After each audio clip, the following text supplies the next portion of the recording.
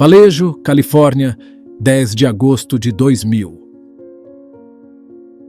Naquele dia, Midsi estava completando 8 anos. Ela acordou animada com seu aniversário, o coração acelerado pela festa que sua família estava preparando. Ainda pela manhã, perguntou à mãe se poderia faltar à escola. Mas a resposta foi um não. Midsi se sentiu aborrecida e às 7h30 saiu de casa ao lado do irmão. Depois das aulas, ela deveria esperá-lo para voltarem juntos. Mas quando o menino saiu da escola, não encontrou a irmã em lugar nenhum. Ele olhou em volta. A chamou pelo nome. Nada. Pensando que ela já tinha ido embora, decidiu voltar sozinho. Ao chegar em casa, a ausência de Midsi foi como um silêncio que pesou no ar. A irmã mais velha, que estava em casa, sentiu imediatamente que algo estava errado. Midsi esperava ansiosamente por sua festa. Não faria sentido desaparecer logo naquele dia. Os minutos se arrastaram. Depois horas. O relógio marcava 16 horas quando a irmã, tomada por uma sensação de medo crescente, ligou para a mãe. A mãe correu para o telefone da escola. Descobriu que Midsi tinha frequentado todas as aulas. Ninguém sabia de nada. Nenhuma pista. Foi tomada pela angústia, pelo desespero.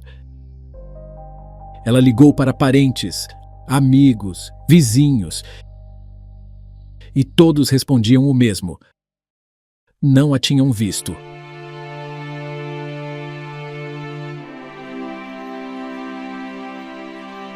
Logo, uma busca tomou forma.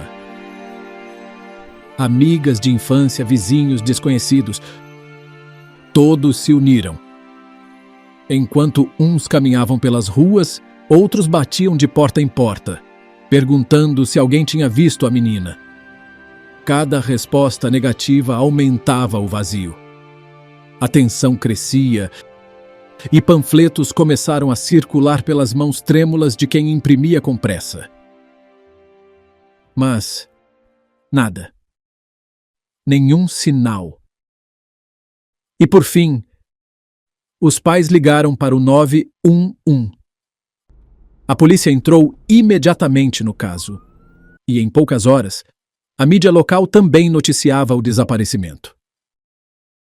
O silêncio das ruas de Vallejo contrastava com o barulho dos jornalistas. O nome de Midsi ressoava e capturou instantaneamente a atenção de todos. Esse não era um caso qualquer. Durante anos, um agressor desconhecido, talvez mais de um, rondava a cidade. Crianças haviam desaparecido e nunca mais foram vistas.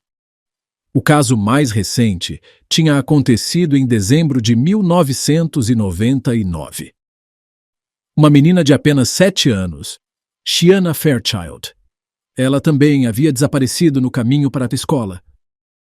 Apesar de todos os esforços da polícia e do FBI, ela nunca foi encontrada. Agora, uma nova menina. Um novo silêncio. As semelhanças eram aterrorizantes. E os investigadores temiam o pior. Reabriram antigos arquivos, reviram nomes, rostos, suspeitos, mas nenhuma pista concreta surgia. Na manhã seguinte, o caso de Midsi já aparecia não apenas nos jornais locais, mas em todo o estado. O medo era palpável. Corria pelas ruas, atravessava os lares. E a pergunta ecoava como um sussurro sombrio. Seria a mesma pessoa que nos casos de Shiana? E pior, conseguiria escapar impune novamente? Pois vamos a um novo caso de mistérios resolvidos.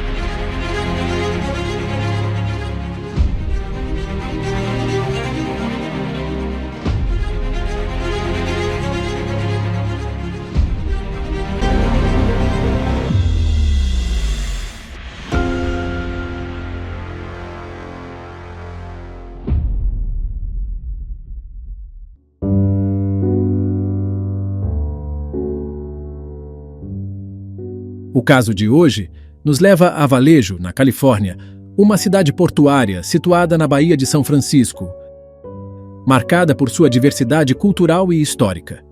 Conhecida por abrigar a antiga base naval Mare Island, mistura o passado militar com um cotidiano de bairros residenciais e escolas concorridas.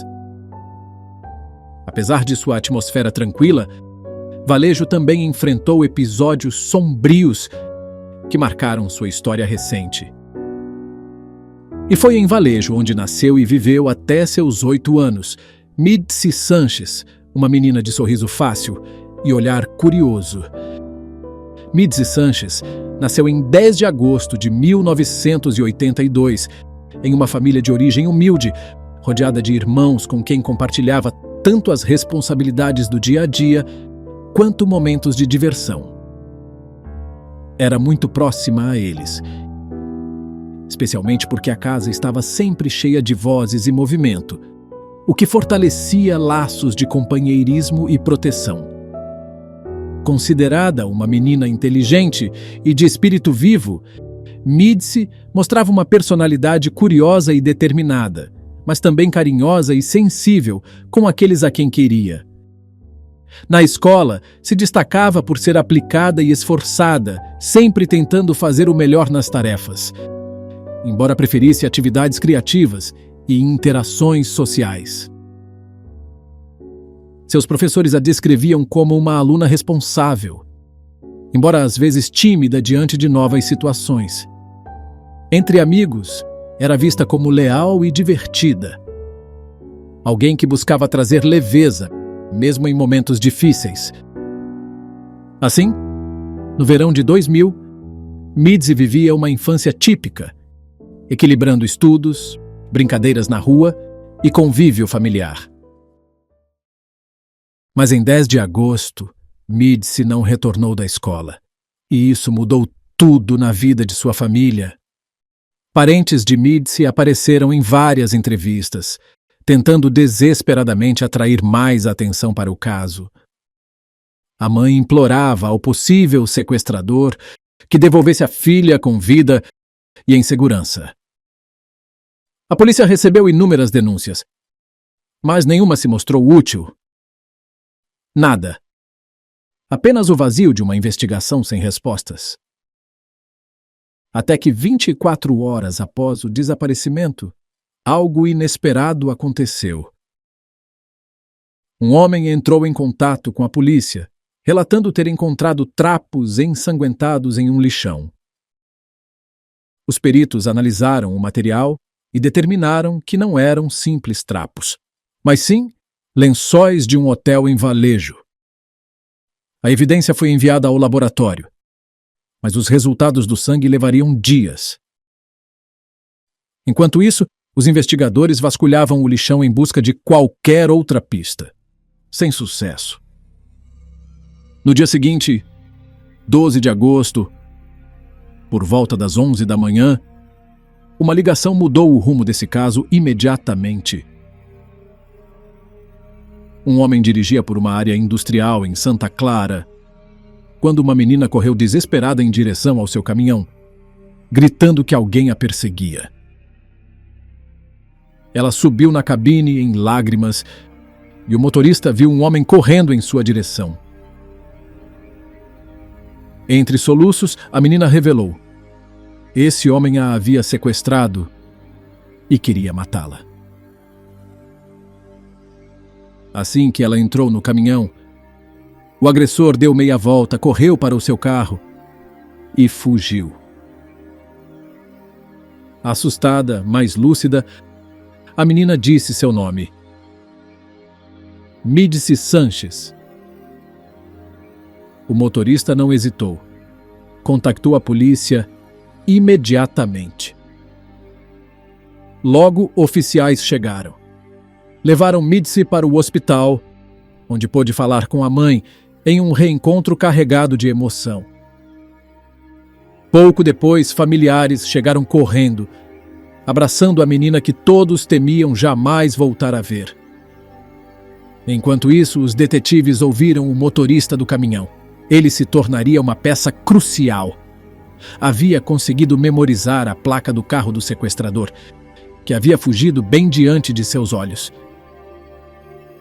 O detalhe mais incrível: aquele motorista só estava naquela avenida por acaso. Era seu dia de folga, mas, a pedido do seu supervisor, aceitou cobrir um turno e entregar uma carga.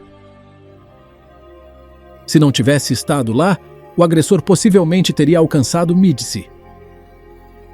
A polícia rastreou rapidamente a placa. O carro estava registrado no nome de um homem de 39 anos, Curtis Dean Anderson. Um nome já conhecido, um rosto marcado por condenações anteriores, roubos, sequestros e a sombria suspeita de outros casos ainda não esclarecidos. Enquanto os investigadores concentravam todos os esforços em capturar Curtis, outros colegas se preparavam para ouvir o relato que podia mudar tudo. A própria voz de Midse, contando o que havia acontecido. Ela lembrou que, em 10 de agosto, esperava ansiosamente pelo fim da aula. Só queria voltar para casa, comemorar seu aniversário com a família. Mas assim que a última lição terminou, decidiu não esperar pelo irmão. E voltou sozinha. Apenas alguns metros depois, notou um carro parado à beira da avenida. Dentro, um homem.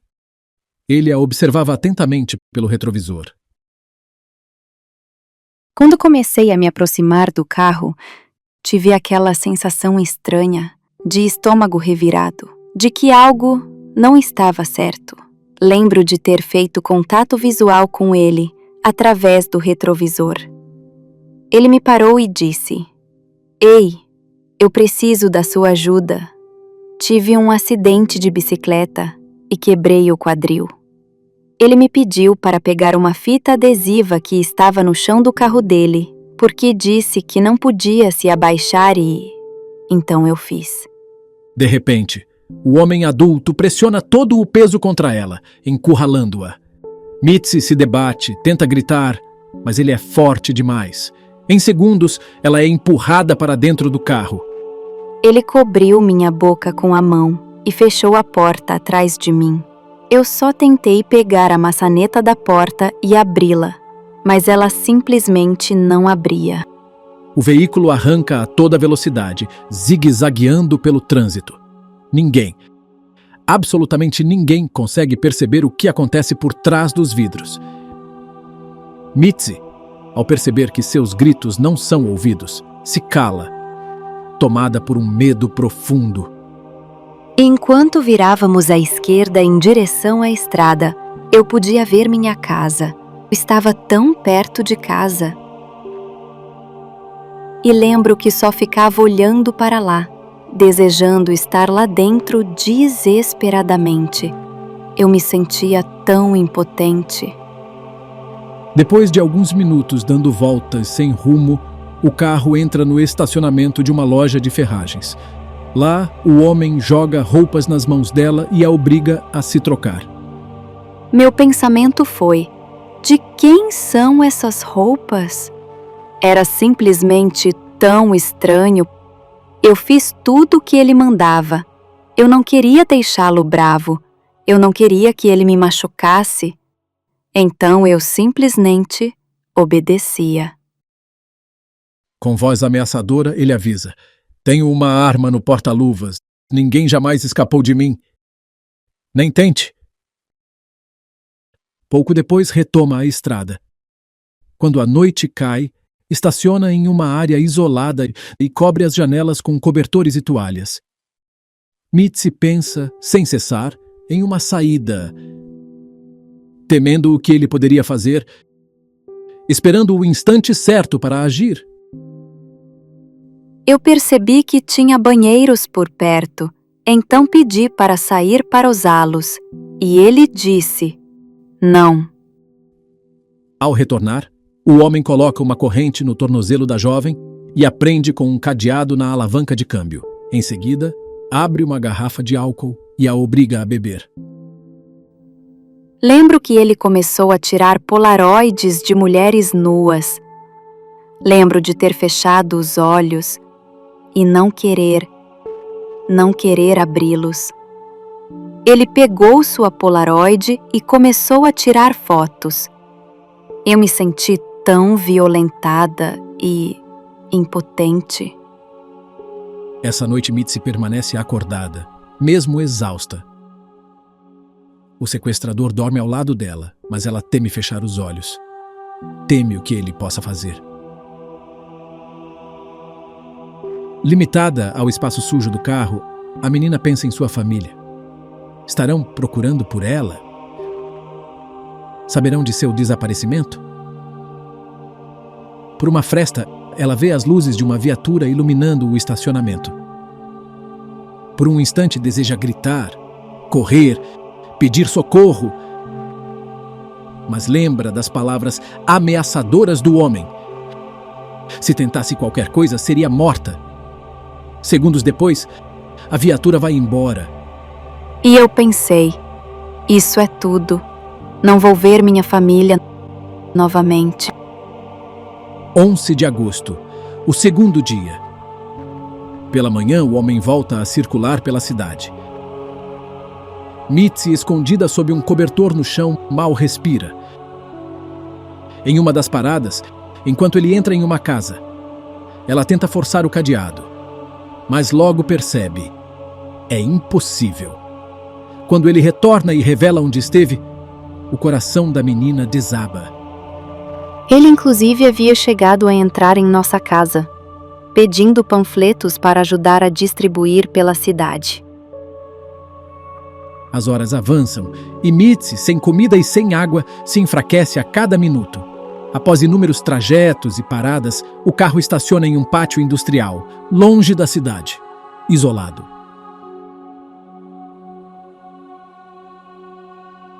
Ele tirou a corrente da minha perna, me fez pular para o banco do motorista e ele estava fora do carro. E foi naquele momento em que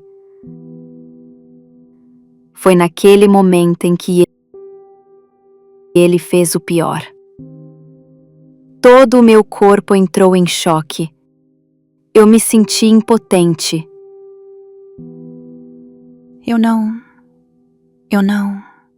Eu nunca chorei na frente dele. Embora eu estivesse morrendo, me despedaçando por dentro, eu não queria dar esse gostinho a ele. A noite cai novamente. Ela não se permite dormir, dominada por um medo terrível. Olha para as estrelas e nelas encontra o único refúgio. Sonha em estar em casa. Eu não sabia o que estava acontecendo em casa. Só sabia que sentia a falta deles. Eu queria estar com eles. Rezei para Deus para que minha família soubesse que eu os amava. Na manhã seguinte, por volta das 8h10, chegam ao antigo local de trabalho do homem. Mitzi reconhece a rotina. Ele sai em busca de álcool e cigarros, deixando-a acorrentada por cerca de 30 minutos. Quando volta, ela sabe o que a espera. Mas desta vez, algo muda. Jesse voltou para o carro e desta vez não entrou. Abriu a porta do passageiro, se inclinou sobre mim e deixou cair algo. Antes de sair, o homem ordena que não olhe para nada. Mas Mitzi desafia a ordem. Inclinando-se em direção ao banco do motorista, ela vê um chaveiro repleto de chaves. Eu fiquei sentada, olhando para as chaves, e achei que tinha visto uma pequena que parecia servir para o cadeado. Eu a peguei, ela se encaixou na fechadura, e então, quando eu a girei, ela abriu. Eu fiquei em choque, tipo, oh meu Deus, destravou! Com pressa, ela se esgueira pela janela. Quando seus pés tocam o chão, as pernas vacilam. Ela está fraca, quase sem forças, mas não pode desistir. O homem a vê e grita, exigindo que retorne. Ela não obedece. Cambaleando pela rua, tenta fazer sinais para os carros, implora por ajuda, mas ninguém para. Ainda assim, continua avançando, sabendo que, se hesitar por um segundo, será morta. O homem se aproxima cada vez mais, e quando um caminhão surge em sua direção, Mitzi toma a decisão final. Ela se lança na frente do veículo, no meio da estrada. O motorista freia bruscamente. O motorista do caminhão estava com a janela aberta, então eu simplesmente saltei. Saltei pela janela dele, caí no colo dele e entrei no banco do passageiro. Mitzi, desesperada, revela que foi sequestrada. O caminhoneiro olha em volta, procurando o agressor, mas ele não está lá. De repente, um carro sai apressado do estacionamento. O motorista anota a placa e liga para a polícia. Essa foi a primeira vez em que me senti segura novamente. Levada para a delegacia, Mitzi recebe a notícia. Sua família está a caminho. Eles nunca pararam de procurá-la. Nunca perderam a esperança. Assim que entrei, vi minha mãe e corri para ela, a abracei. Estávamos tão emocionadas, era simplesmente todas as emoções ao mesmo tempo. Embora todos estivessem ali para me mostrar seu carinho e apoio, eu ainda não estava bem. A notícia se espalha, mas com ela, uma dúvida angustiante. Se Mitzi conseguiu escapar, o que aconteceu com Shayna Fairchild, a menina que havia desaparecido no ano anterior? Estaria ela viva? Enquanto a comunidade respira aliviada com o retorno de Mitzi Sanchez, a sombra de um mistério persiste. Ainda não há um final feliz. Mitzi estava em choque, desidratada e com fome. Mas sua vida já não estava em perigo.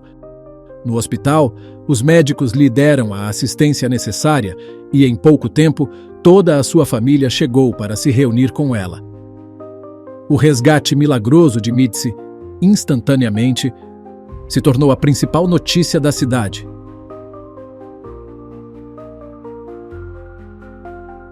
Quando ela foi levada para casa, milhares de pessoas se reuniram em sua rua. Eles a aplaudiram e gritaram saudações de aniversário. Aquele que havia passado no cativeiro.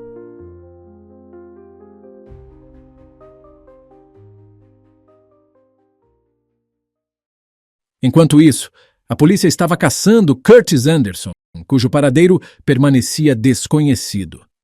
Quando mostraram a foto dele para a mãe de Mitzi, ela percebeu que, na verdade, o havia visto 2 vezes.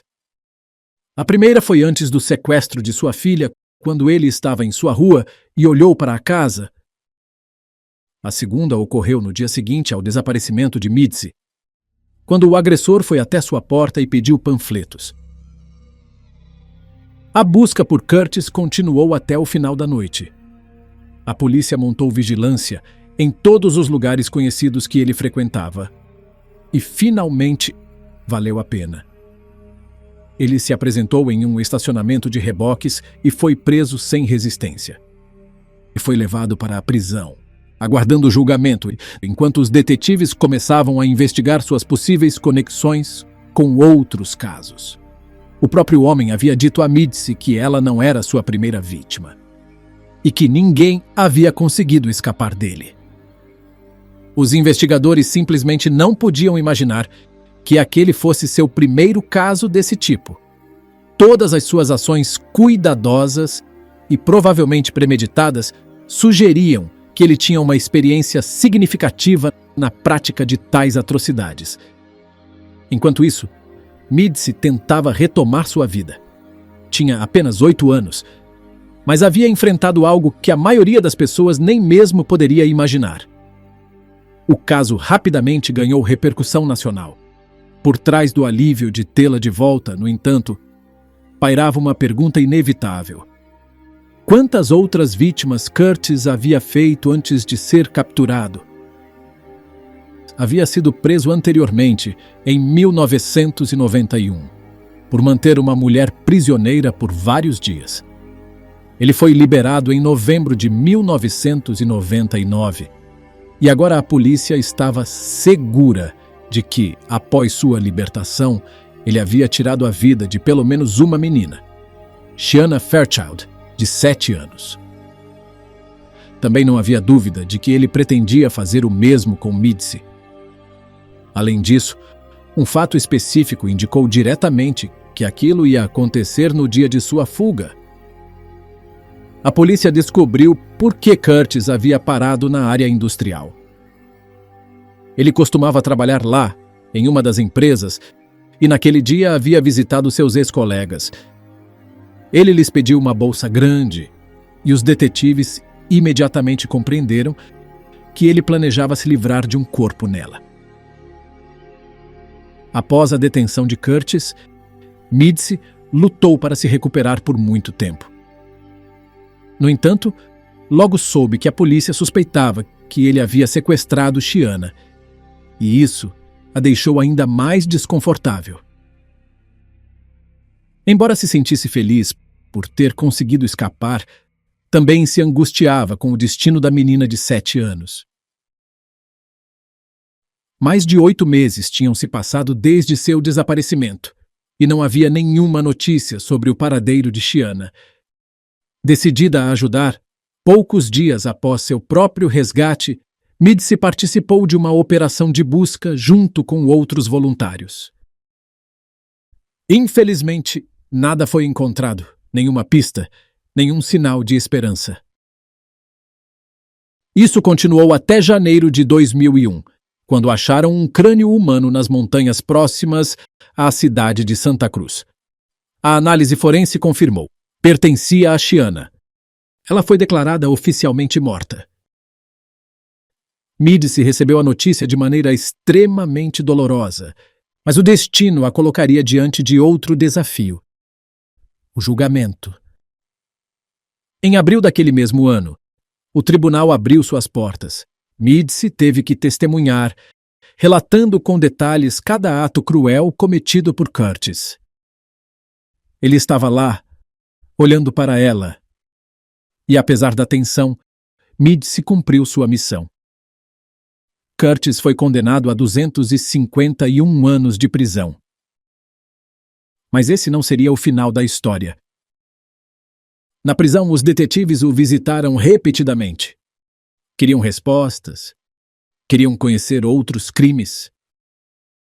Em certo momento, descobriram que Curtis teria confessado a um companheiro de cela que fez com outras 8 meninas, o mesmo que com Shanna, e o que tentou com Midse. O preso colaborou, repetindo cada detalhe. Mas Curtis, enigmático, falava em códigos, buscando negociar privilégios. Eventualmente, ele insinuou ter tirado a vida de Shanna Fairchild e de pelo menos outras 13 vítimas. Só em 2005 ele deu a confissão completa, recebendo 50 anos adicionais de sentença. Mas os tormentos de Midse não tinham terminado. Poucas semanas após seu resgate, ela retornou à escola, onde enfrentou um bullying cruel. A chamavam de a garota sequestrada. Diziam que ela deveria ter morrido. E a tratavam de maneira extremamente cruel. Seus anos escolares se tornaram um fardo pesado. Ainda assim, Midse participou de diversas buscas por crianças desaparecidas. A maioria terminava da pior maneira, com corpos encontrados. Cada tragédia recaía sobre ela como se fosse pessoal, até que não aguentou mais a pressão. O álcool se tornou seu refúgio e, com o tempo, a esperança de uma vida normal parecia se esvair por completo. Até que uma noite, tudo mudou. Após uma festa com amigos, Midse sofreu um acidente grave. Quebrou o pescoço e o braço. Passou 2 semanas em coma. Ao acordar, os médicos revelaram algo inesperado. Ela estava grávida. Teria uma filha. Essa notícia virou sua vida de cabeça para baixo e pela primeira vez em anos, lhe deu força. Foi nesse momento que ela percebeu que precisava transformar sua dor em esperança. Midse decidiu se dedicar não apenas à sua filha, mas também a outras meninas e meninos vítimas de crimes. Criou uma organização sem fins lucrativos, que continua ajudando a quem precisa até hoje. Quanto a Curtis, em 2007 ele morreu de uma doença, apenas 6 anos após ter sido condenado. Os detetives, no entanto, carregaram um arrependimento. Jamais conseguiram obter dele confissões completas sobre outros casos. Muitos ainda permanecem sem solução. Mas a polícia considera altamente provável sua participação. E a sombra de Curtis continuou. Seu filho seguiu os mesmos passos sombrios. Condenado por tirar a vida de uma pessoa, ele terminou seus dias na prisão em 2019. Ok, amigos, com isso damos por encerrado o caso de Midse Sanchez. Compartilhem seus pensamentos sobre essa história na seção de comentários e não se esqueçam de clicar em gostei e se inscrever. Obrigado por nos acompanharem.